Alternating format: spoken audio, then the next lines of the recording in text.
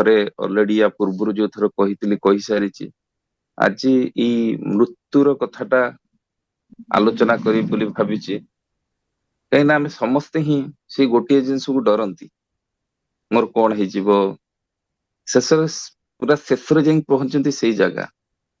କିନ୍ତୁ ଠାକୁର ତାଙ୍କର ପ୍ରତ୍ୟେକଟି ମାନେ ଯୋଉ ଉର୍ଜନାର ବହି ବାହାରୁ କିମ୍ବା ଆଲୋଚନା ପ୍ରସଙ୍ଗର ମଝିର ୟା ବିଭିନ୍ନ ବାଣୀର ମଝିର ମେନଲି ସେ ଗୋଟିଏ ଜିନିଷକୁ କହିଛନ୍ତି ଯେ ମୃତ୍ୟୁଟାକୁ ଅବଲୁପ୍ତ କର, ମରନା ମାରନା ପାରତ ମୃତ୍ୟୁକୁ ଅବଲୁପ୍ତ କର।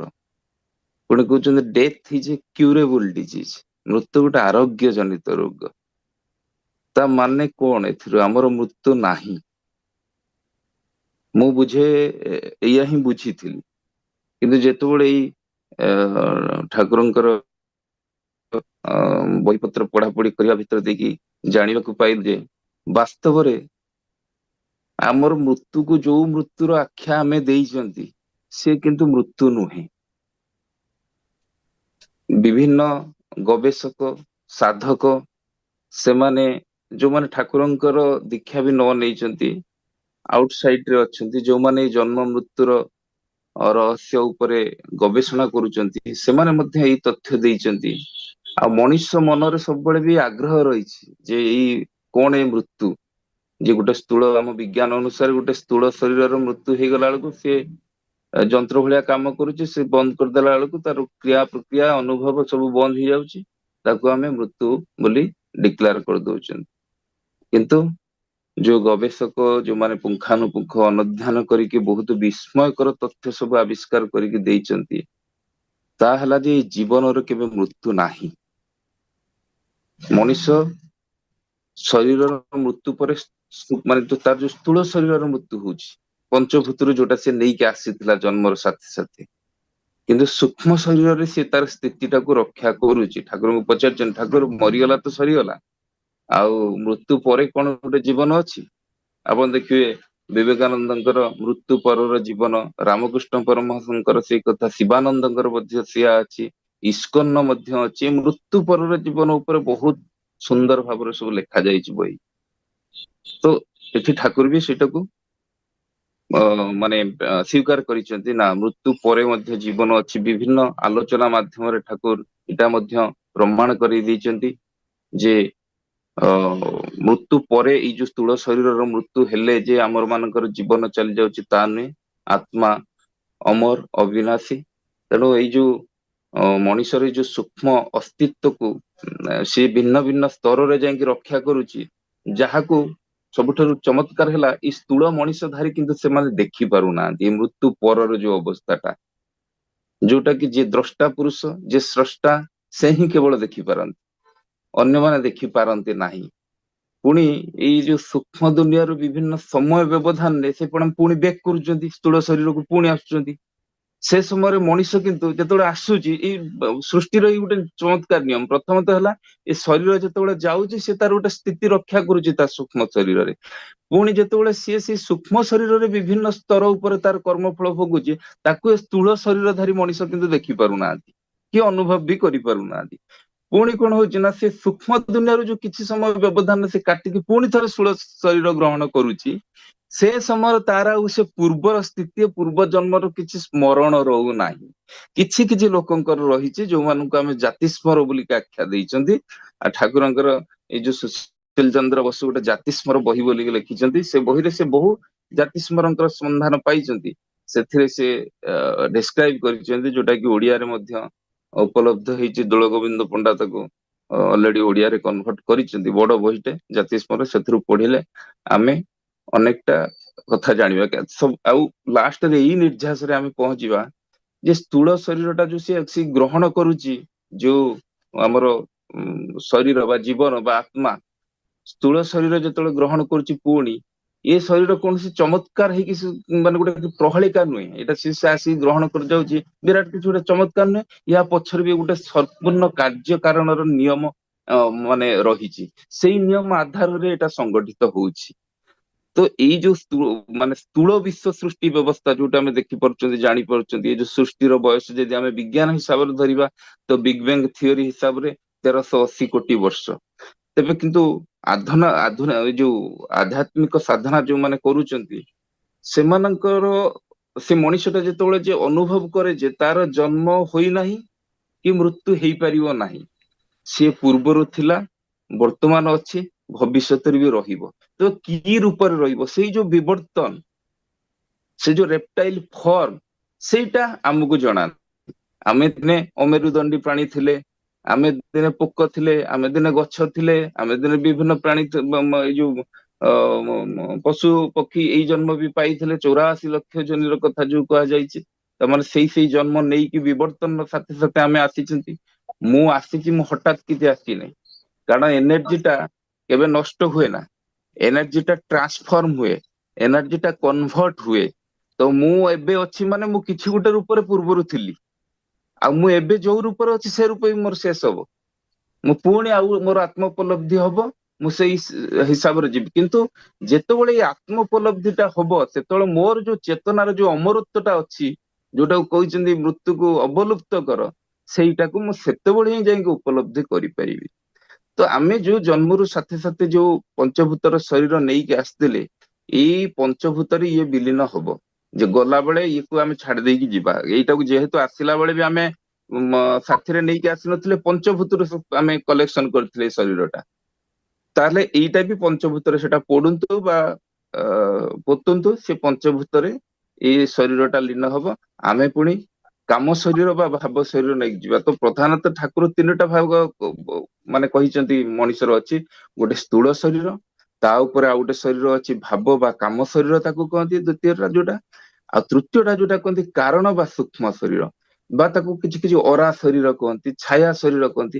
ଅରା ଶରୀର ଏଇ ସେନ୍ସ ରେ ଯୋଉମାନେ ଜ୍ଞାନୀ ଗୁଣୀ, ସେମାନଙ୍କ ଅରା ଶରୀରର ମାନେ ଯୋଉ ଅରା ଶରୀରର ଯୋଉ ପ୍ରଭାବଟା କିଲୋମିଟର ପର୍ଯ୍ୟନ୍ତ ପରିବ୍ୟାପ୍ତ।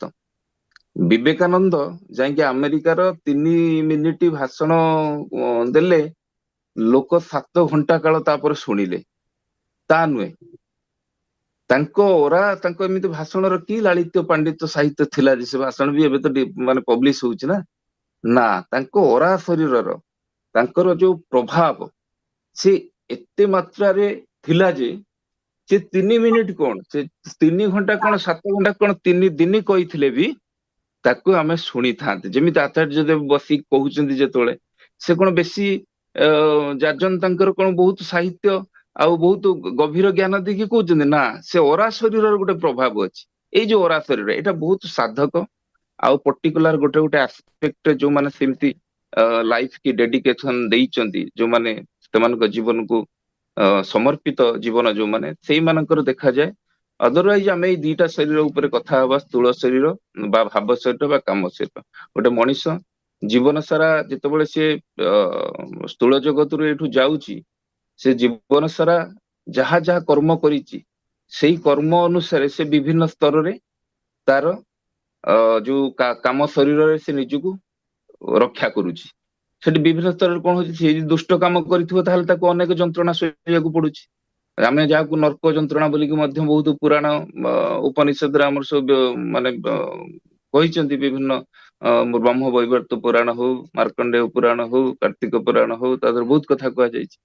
ତ ଜଣକୁ ଯଦି ସ୍ଥୂଳ ଲୋକରେ କଥା ହଉଛି, ଏଠି ଯାହା ଲେଖା ଯାଇଛି ଯେ ସ୍ଥୂଳ ଲୋକରେ ସପୋଜ ଜଣକୁ ଶୋଷ ଲାଗୁଛି, ଶରୀର ଯେତେବେଳେ ମୃତ୍ୟୁ ତାର ଘଟୁଛି, ସେ ଏଠି କଣ ଅଛି, ସ୍ଥୂଳ ଶରୀରଟା ଅଛି, ସେ ସ୍ଥୂଳ ଶରୀର ମାଧ୍ୟମରେ ସେ ସେଇ ଆଶାଟାକୁ ଚରିତାର୍ଥ କରିନଉଛି। କାହିଁକି ନା ତା ହାତ ଅଛି, ଗୋଡ ଅଛି, ସେ ପାଣି ପାଣି ପିଇଦବ। କିନ୍ତୁ କାମ ଲୋକରେ ସେଇଗୁଡାକ ହୁଏ ନା। କାମ ଲୋକରେ ତାକୁ ପାଣି ପିଇବାକୁ ମିଳିବ ନାହିଁ, ଭୋକ ଲାଗୁଛି, ତଣ୍ଟି ପିଠି ଜଳିଯିବ, କିନ୍ତୁ ଖାଇବାକୁ ମିଳିବ ନାହିଁ। ବ୍ରହ୍ମ ବୈବର୍ତ ପୁରାଣ ସେଇ ନର୍କକୁଣ୍ଡ କଥା କୁହାଯାଇଛି। ଏଇ ନର୍କକୁଣ୍ଡ ମାନେ ଏଇ ଯୋଉ କାମ ଶରୀରରେ ସେ ଯୋଉ କାମନା ବାସନା ତାର ଥାଏ, ସେଗୁଡାକ 10 ଗୁଣ ସେଠି ବଢିଯାଏ। ଆଉ 10 ଗୁଣ ବଢିଯିବା ଦ୍ଵାରା ସେ ସେଇଟାକୁ କୌଣସି ଶରୀର ପାଏ ନା, ଯେହେତୁ ସ୍ଥୂଳ ଶରୀର ଛାଡି ଦେଇଛି, ସେ ଶରୀରରେ ସେଇ ଜିନିଷଟାକୁ ଉପଭୋଗ କରିବାକୁ ଆଉ କୌଣସି ତା ପାଖରେ ଅପସନ ହିଁ ନଥାଏ। ତେଣୁ ସେମାନେ ବହୁତ କଷ୍ଟ ଭୋଗ କରନ୍ତି। କିନ୍ତୁ କଥା ହଉଛି, ଏଠି କଥା ଉଠେ ଯେ ପ୍ରାଣ ଗଲା ବେଳେ ଆମ ଦେହରୁ ଯୋଉ ନବଦ୍ୱାର ଅଛି, ସେଇ ନବଦ୍ୱାର ବାଟରେ ଯାଏ। ଠାକୁରଙ୍କୁ ଏ ବିଷୟରେ ବହୁତ କୋଶ୍ଚେନ ମଧ୍ୟ କରାଯାଇଛି। ଅମୀୟ ବାଣୀରେ ଠାକୁର ମଧ୍ୟ ଠିକ ସେଇ କଥା କହିଛନ୍ତି, ମୃତ୍ୟୁ ସମୟରେ ଆମର ଯୋଉ ସାରା ଜୀବନର କାର୍ଯ୍ୟକଳାପ ସେ ଗୋଟେ ଚଳଚିତ୍ର ଭଳିଆ ଭାସି ଉଠେ ଆମ ସାମ୍ନାରେ। ଭଲ ମନ୍ଦ ସବୁ ଯାହା ଭଲ କରିଥିବା ସିଏ ବି ଭଲ ଦେଖିବା, ମୃତ୍ୟୁର ଜଷ୍ଟ ପୂର୍ବରୁ ସେ ଯେମିତି ଭାବରେ ମୃତ୍ୟୁ ହଉ ଜଷ୍ଟ ପୂର୍ବରୁ ଗୋଟେ ବିଦ୍ୟୁତ ବେଗରେ ଏଇ ଗୁଡାକ ସବୁ ଯେମିତି ଟିଭି ରିଲ ଭଳିଆ ଆମ ଆଗରେ ଚାଲିଯାଏ। ଯାହା ଯାହା ଜୀବନ ସାରା ଆମେ କର୍ମ କରିଥିବା ସେଇଟାକୁ ଆମେ କୁହନ୍ତି ଚିତ୍ରଗୁପ୍ତ ପାଞ୍ଜି। ତ ଭଲ କଥାଟା ଦେଖିଲେ ମନଟା ଭଲ ହବ, ଖରାପ କଥାଟା ଦେଖିଲେ ମନଟା ଖରାପ ହବ। ତ ସେଇ ଅନୁସାରେ ମୁଁ କାମ ଲୋକରେ ମଧ୍ୟ ପ୍ରାପ୍ତି ହେବି। ମୁଁ ଯଦି ଭଲ କଥା ଦେଖିକି ଯିବି, ମୋ କାମ ଲୋକରେ ମୋର ଯୋଉ ସ୍ତର ଅଛି ସେଇ ସ୍ତରଟାକୁ ମୁଁ ଯିବି। ଆଉ ଯେତେବେଳେ ଖରାପ ଜିନିଷ ଗୁଡାକ ଯିଏ ଜୀବନ ସାରା କରିଥିବି ତାର ଖରାପ ଅବସ୍ଥାଟା ବି ମୋର ପ୍ରାପ୍ତ ହବ। ତ କହିବାର ଉଦ୍ଦେଶ୍ୟ ହଉଛି ଏଇଟା ସହିତ ଆଲୋଚନା ପ୍ରସଙ୍ଗର ତୃତୀୟ ଖଣ୍ଡରେ ଆମେ ଗୋଟେ ଠାକୁରଙ୍କ ଲୀଳା କାହାଣୀ କି କନେକ୍ଟ କରିପାରିବା। ଆଉ ହେମ କବିଙ୍କର କଥା, ଯୋଉ ହେମ କବି ଆଉ ପଞ୍ଚାନନ ସରକାର ଦି ଜଣ ମିଶିକି ଗୋଟେ ପଦ୍ମାବତୀ କୂଳରେ ଗାଉଛନ୍ତି, ତୁମି କି ରହିବ ସାଥେ ଯେବେ ଆବାସ ଛାଡି ବାହାରିବ ଆମେ ମରଣ ଅନ୍ଧାର ରାତେ, ଯେବେ ବ୍ୟର୍ଥ କାମନା ପ୍ରକଟ ଚିତ୍ତ ଦାରୁଣ ଆର୍ତ ନାଦେ, ନିରାଧାର ମହାଭୟାଲ ଶୂନ୍ୟ ଲୁଟାଇବେ ଅବସାଦେ, ତୁମି କି ତଖନ ବାହୁ ପ୍ରସାରିଆ ଲଇବେ আমায় বক্ষে তুলিয়া, ফুটাইবে আলো হাসির কিরণ উজ্জ্বল আখি পাতে, ତୁମି କି ରହିବ ସାଥେ। କିଛି ସମୟ ପରେ ଏ ସଙ୍ଗୀତ ଚାଲୁଛି, କିଛି ସମୟ ପରେ ଦେଖିଲେ ଠାକୁର ଯାଇକି ପଛପଟରୁ କାନ୍ଧ ଦି ଜଣଙ୍କର ସ୍ପର୍ଶ କରିକି ଥାପୁଡେଇ ଦଉଛନ୍ତି। ଦି ଜଣ ଫଟକିଣା ଗୀତଟାକୁ ବନ୍ଦ କରିକି ପଛକୁ ଅନେଇଲେ, ଠାକୁର ହସୁଛନ୍ତି, କହୁଛନ୍ତି ହେମଦା ଗୋଟେ କରେକ୍ସନ କରିବାକୁ ହବ, ତୁମି କି ଜାଗାରେ ତୁମି ଯେ ରହିବ ଲେଖିବାକୁ ପଡିବ, ତୁମି ଯେ ରହିବ ସାଥେ। ଆଉ ମୁଁ ନିର୍ଭର ପ୍ରତିଶ୍ରୁତି ଦଉଛି ମୁଁ ଆପଣଙ୍କ ସାଥିରେ ରହିବି, ଆଉ ମୁଁ ଆପଣଙ୍କ ସାଥିରେ ରହିବି। ତେଣୁ ଠାକୁର ଆମ ମାନଙ୍କୁ ଏ ନିର୍ଭର ପ୍ରତିଶ୍ରୁତି ଦେଇଛନ୍ତି, ସିଏ ଆମ ସହିତ ରହିବେ। ଆଲୋଚନା ପ୍ରସଙ୍ଗର ତୃତୀୟ ଖଣ୍ଡରେ ତୃତୀୟ ପୃଷ୍ଠାରେ ଦେଖିବେ ଗୋଟେ ପିଲା ନଣ୍ଡା ହେଇକି ଆସିକି ପଚାରୁଛି ଠାକୁରଙ୍କୁ, ସରି ଲଣ୍ଡା ହେଇକି ଆସିଛି, ଠାକୁର ତାକୁ ପଚାରୁଛନ୍ତି ତୋ ଲଣ୍ଡା ହେଇଛୁ କାହିଁକି, ତୋର କଣ ହେଲେ? ସେ କହୁଛି ବାପା ଚାଲିଗଲେ। ହେଲେ ବାପା କଣ ହେଇଥିଲା? ନା ଜ୍ୱର କାଶ ଏମିତି ଅନେକ କିଛି ହେଇଥିଲା। କହିଲେ ବା ସେଇଥିରେ ଚାଲିଗଲେ? ଭଲ ଭାବରେ ଠିକ ସେ ତୁ ତାକୁ ଟ୍ରିଟମେଣ୍ଟ କରିନୁ? କହିଲା ହଁ ଟ୍ରିଟମେଣ୍ଟ କରିଥିଲି, କିନ୍ତୁ ଜୀବନ କୌଣସି ମତେ ରକ୍ଷା କରାଯାଇ ପାରିଲାନି। ତେବେ ବାପାଙ୍କର ଯୋଉ ମୃତ୍ୟୁକାଳୀନ ଦୃଶ୍ୟଟା ଅବର୍ଣ୍ଣନୀୟ, ଅଭାବନୀୟ। ଠାକୁର କହୁଛନ୍ତି ସେଇଟା କି ରକମ? ସେ କହୁଛି ଆଜ୍ଞା ଆପଣଙ୍କୁ ତ କିଛି ଅଜଣା ନାହିଁ, ଆପଣ ତ ଯାଇଥିଲେ ସେତେବେଳେ। ଠାକୁର କହୁଛନ୍ତି କଣ ସବୁ କହୁଛୁ ପାଗଳାମି? କହିଲେ ହଁ, ଠାକୁର ସକାଳୁ ସକାଳୁ ବାପା ମାନଙ୍କୁ ଡାକିଲେ, କହିଲେ ଶୁଣ ମୋର ସମୟ ହେଇଗଲାଣି, ତମେ ସବୁ ମୋ ଯିବା ସମୟରେ କାନ୍ଦିବ ନାହିଁ, ଠାକୁରଙ୍କ ଫଟୋକୁ ମୋ ସାମ୍ନାରେ ରଖିବ, ନାମ କରୁ କରୁ ଯେମିତି ମୋ ପ୍ରାଣବାୟୁ ଟା ଚାଲିଯାଏ, ମୁଁ ସେଇ ଦୟାଲୁଙ୍କୁ ଦେଖୁ ଦେଖୁ ଶେଷ ସମୟରେ ଯେମିତି ମୋର ନାମ ଟା ପାଟିରେ ଥାଏ। କାରଣ ମୃତ୍ୟୁ ମୃତ୍ୟୁ କାଳେ ଯେ ଭାବ ଧରି ଛାଡେ ଶରୀର ଯାଏ ଜୀବନ, ଜନ୍ମେ আমার তেমনি স্থানে সেই ভাবের পথ পাଏ যখন। ମୃତ୍ୟୁ କାଳରେ ମୁଁ ଯୋଉ ଭାବଟା ଧରିକି ଯିବି ସେଇଟା ମୋର ପରଜନ୍ମର ଗତିଟାକୁ ସ୍ଥିର କରୁଛି। ସେଇ ଭାବର ପଥଟା ମୁଁ ଯୋଉ ବାପା ମାଙ୍କ ପାଖରେ ପାଇବି, ସେଇ ଟ୍ୟୁନିଂ ଟା ମୋର ମ୍ୟାଚ ହବ, ମୁଁ ସେଇ ବାପା ମାଙ୍କ କୋଳରେ ଜନ୍ମ ହବା ପାଇଁ ଧାଇଁ ଆସିବି। ସେ ଆଟ୍ରାକ୍ସନ ଟା ଆସିବ, ସେଇ ମ୍ୟାଗ୍ନେଟିକ ଫିଲ୍ଡ ଟା କ୍ରିଏଟ ହବ। ତ ମୃତ୍ୟୁ କାଳରେ ଯୋଉ ଭାବଟା ମୁଁ ନେଇକି ଯାଉଛି ସେଇ ଭାବଟା ଠାକୁର ସେଇଥିପାଇଁ କେମିତି ଜନ୍ମ କର୍ମ ଯାଇ କର ମରଣେ ହୁସିଆର। କାରଣ ମରଣକୁ ବେଳକୁ ଏଇ ନାମ ଟା ଯେମିତି ପାଟିରେ ଥାଏ, ସେଟା ଅନକସିୟସ ମାଇଣ୍ଡ ହେଲେ ବି ମାନେ କହୁଛି ସେଇ କଥାଟା, କେମିତି ଆମେ ନାମ ଟାକୁ ରଖିପାରିବା। ଯାହା ବି ସେ ଯୋଉ ପିଲାଟା ଯେତେବେଳେ କହୁଛି, ଠାକୁର ବାବା କହିଲେ ଏଇ ଦେଖ ଠାକୁର ଆସିଛନ୍ତି ସୁନାର ରଥରେ ମତେ ନବାକୁ, ଏଇ ଠାକୁରଙ୍କର କି ଅପରୂପ ରୂପ। ଯେତେବେଳେ ଶେଷ ମୁହୂର୍ତ୍ତରେ ସେ ଚାଲିଗଲେ, ନାମ କରୁ କରୁ ବାପା ଚାଲିଗଲେ, ସେ ତ ଆପଣଙ୍କ ପାଖରେ ଅଛନ୍ତି। ଠାକୁର ତାକୁ ଭୁଲେଇ ଦେଇକି ତୋ ବାପା ପୁଣ୍ୟାତ୍ମା ଥିଲେ ତ, ଯିଏ ପ୍ରକୃତରେ ଇଷ୍ଟ ପ୍ରାଣ ଲୋକ, ମୃତ୍ୟୁ ସମୟରେ ତାଙ୍କର ଇଷ୍ଟ ସ୍ମରଣ ମନନ ଟା ଅବ୍ୟାହତ ଥାଏ। ଆଉ ମୃତ୍ୟୁ ପରେ ମରଣୋତ୍ତର ଅସ୍ତିତ୍ୱ ଥିଲେ ମଧ୍ୟ ସେଟା ଯେହେତୁ ଯୋଗାଯୋଗ ରହେନି, ତେଣୁ ଏଇଭଳି ଅବସ୍ଥା ହୁଏ ଭଲ କର୍ମୀଙ୍କର। ତ ଏଥିରୁ ସ୍ପଷ୍ଟ ରୂପେ ପ୍ରମାଣିତ ଯେ ଆମେ ଯୋଉ କହୁ ଆମର ସେ ଏପାରିର ବନ୍ଧୁ ପୁଣି ସେପାରିର ବନ୍ଧୁ, ଆମକୁ ସେ ନିର୍ଭର ପ୍ରତିଶ୍ରୁତି ଦେଇଛନ୍ତି। ଏ ସ୍ଥୂଳ ଶରୀର ପରିବି ସେ ଆମ ସହିତ ରହିବେ ଯଦି ଆମେ ବିଧି ମାଫିକ ଆମର ଜୀବନଚର୍ଯ୍ୟା କରୁଥିବା। ତ ଏଇ ସେନ୍ସରେ ଗୋଟେ ଆମର ଆପଣ ଜାଣିଥିବେ ତିନିଟା ମା ବହୁତ ପ୍ରସିଦ୍ଧ। ଜଣେ ଥିଲେ ଆମର କାଳୀଷଷ୍ଠୀ ମା, ରମଣର ମା, ଆମର ଯୋଉ ଶାନ୍ତି ମା। ଶାନ୍ତି ମା ଆସିକି ଠାକୁର ଶାନ୍ତି ଯେତେବେଳେ ଚାଲିଗଲା, ତାଙ୍କର ଝିଅ ଗୋଟିଏ ଝିଅ, ସେ ଠାକୁରଙ୍କୁ ଆସିକି ଜାଣିଥିବେ ସବୁ ଭିକ୍ଷା ମାଗିଥିଲେ ଠାକୁରଙ୍କୁ ତା ଜୀବନ ଟା ଦେଇ ଦିଅନ୍ତୁ। ଠାକୁର କହିଲେ ନା ସେମିତି ନୁହେଁ, ଜନ୍ମ ମୃତ୍ୟୁ ନିୟତିର ହାତରେ, ତା ହାତରୁ କେହି ରକ୍ଷା ପାଇପାରିବନି, ମତେ ଯେତେବେଳେ ଧରିବ ମତେ ବି ଯିବାକୁ ହବ।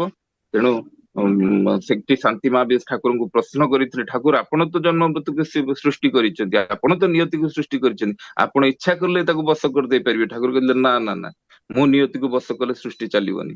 ଜନ୍ମ ମୃତ୍ୟୁ ନେଇକି ସୃଷ୍ଟିଟା ଚାଲେ। କେବଳ ତୋ ଲୋକର ମୃତ୍ୟୁ ହବନି, ମୋ ଲୋକ ଯିଏ ବି ଧରୁଛନ୍ତି ତାଙ୍କୁ ବି ମୃତ୍ୟୁ ହବ।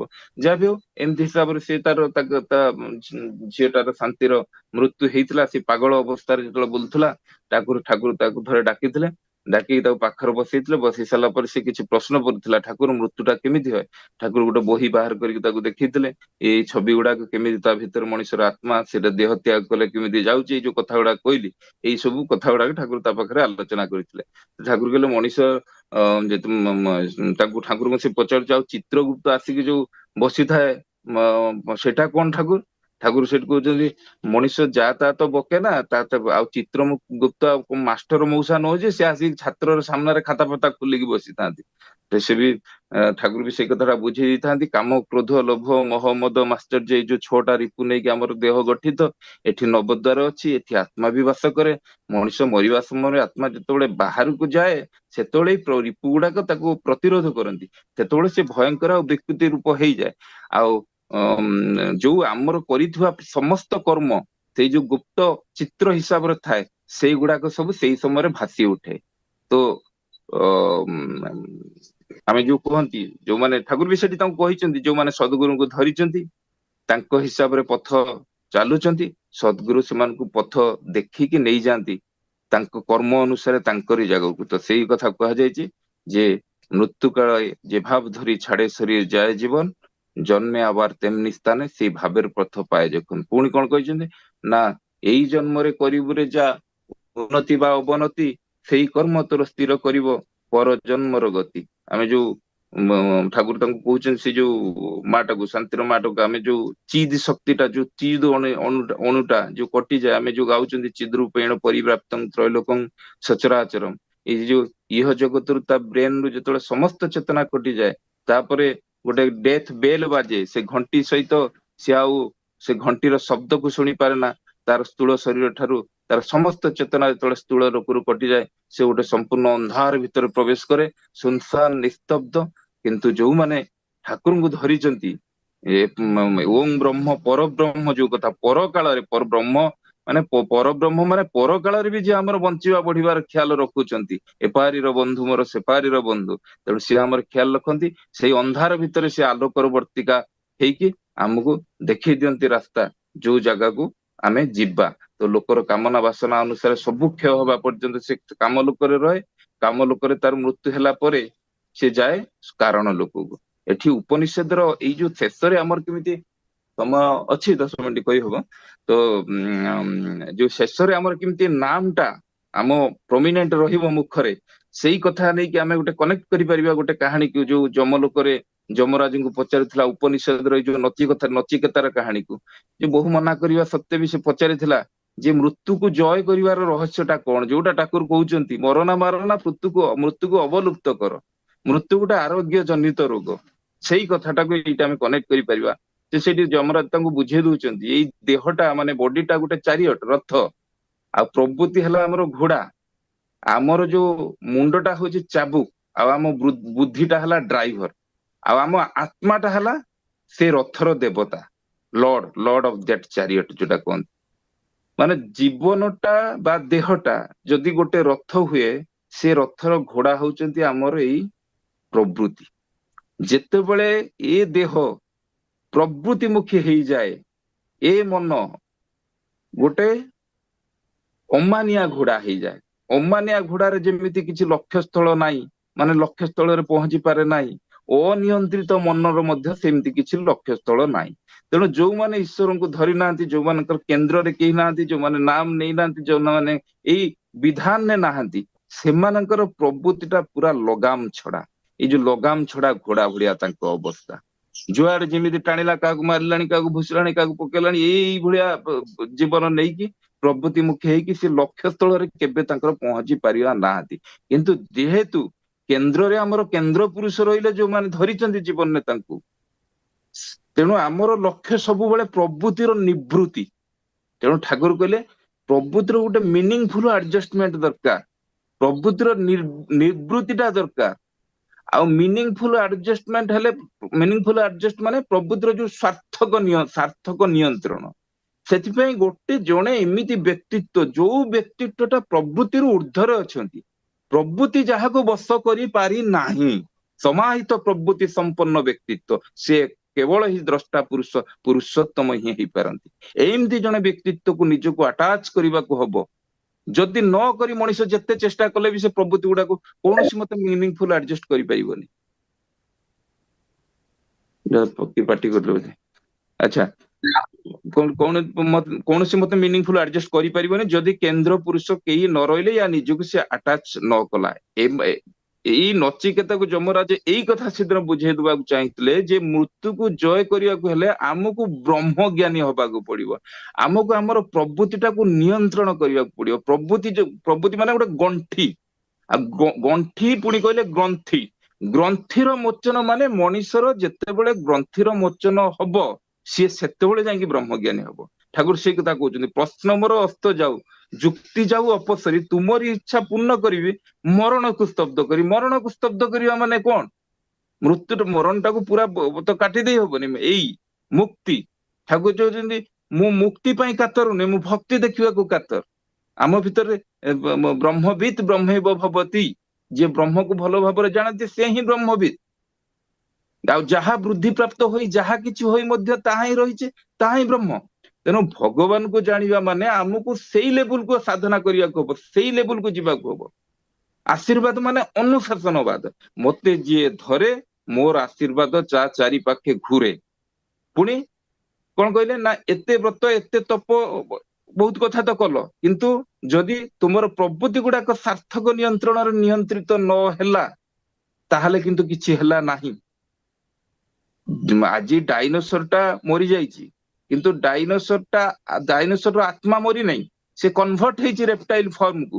ଏମିତି 460 କୋଟି ବର୍ଷର ଜୀବ ଜଗତ ଭିତରେ ବହୁ ଜୀବ ପୃଥିବୀରୁ ବିଲୁପ୍ତ ହେଇଛନ୍ତି। ତାଙ୍କ ସୃଷ୍ଟିର ଅସଂଖ୍ୟ ଜୀବ ଗ୍ରହ ନକ୍ଷତ୍ର ଗୋଟେ ଗୋଟେ ମୁହୂର୍ତ୍ତର ସୃଷ୍ଟି, ଗୋଟେ ଗୋଟେ ମୁହୂର୍ତ୍ତରେ ବିଲୀନ।